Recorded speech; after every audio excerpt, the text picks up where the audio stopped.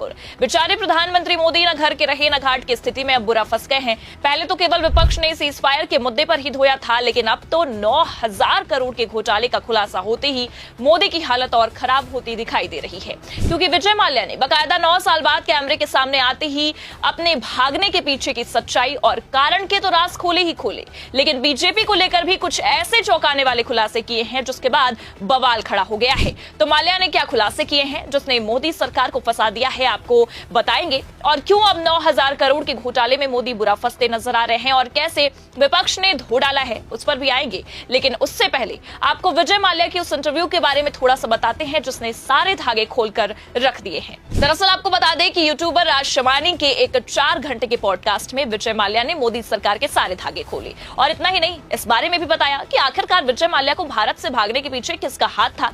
खबर देखिए आप भास्कर की, इसमें लिखा भी है, माल्या बोले जेटली को बताया था जा रहा हूं, मैं भगौड़ा नहीं, मुझे चोर कहना गलत।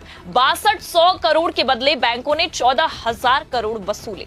आगे खबर में लिखा भी है, 2 मार्च 2016 को जिनेवा में एफआईए मीटिंग के लिए लंदन जा रहा था। मैंने तत्कालीन वित्त मंत्री अरुण जेटली को बताया कि मैं जा रहा हूं, लेकिन पासपोर्ट रद्द होने से मैं लंदन में ही अटक गया। मैं भगौड़ा नहीं, ये कोई स्केप प्लान नहीं था, मुझे चोर कहना गलत है। ये कहना है कारोबारी विजय माल्या का, जो 6200 करोड़ रुपए के बैंक लोन फ्रॉड मामले में घिरे हैं। हालांकि ब्याज और अन्य शुल्क के साथ ये रकम करीब 9,000 करोड़ रुपए होती है। इसके अलावा आईडीबीआई बैंक से 900 करोड़ रुपए के लोन डिफॉल्ट का मामला भी दर्ज है। 9 साल तक मीडिया से दूरी बनाने के बाद माल्या ने हाल ही में यूट्यूबर राज शमानी के पॉडकास्ट में अपनी चुप्पी तोड़ी है। इस 4 घंटे की बातचीत में उन्होंने अपनी जिंदगी, बिजनेस, किंगफिशर एयरलाइंस के पतन, कर्मचारियों की बकाया सैलरी और कानूनी लड़ाई पर भी खुलकर बात की है। अब आपको बता दें कि राज शमानी के पॉडकास्ट में विजय माल्या ने कहा कि मेरे मार्च 2016 के बाद से भारत ना जाने के कारण आप मुझे भगौड़ा कह सकते हैं, लेकिन मैं भागा नहीं था। मैं पहले से ही तय यात्रा पर भारत से बाहर गया था। मैं उन कारणों से वापस नहीं लौटा जो मुझे उस वक्त सही लगे। ऐसे में अगर आप मुझे भगौड़ा कहना चाहते हैं तो आराम से कहिए, मगर चोर कहने का क्या मतलब है? चोरी आखिरकार कहां हुई है?